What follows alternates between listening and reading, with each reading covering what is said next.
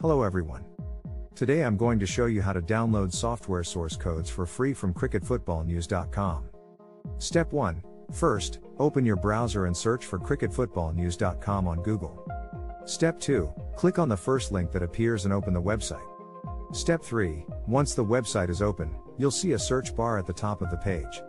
In that search bar, type in the name of the software that you want to download. Step 4. After typing the name of the software, press enter or click on the search button. You'll see a list of posts related to that software. Click on the post that you want to download. Step 5. Once you open the post, you'll see several links to download the software source code.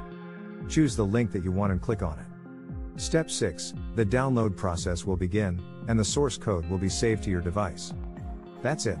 You've successfully downloaded the software source code for free from cricketfootballnews.com.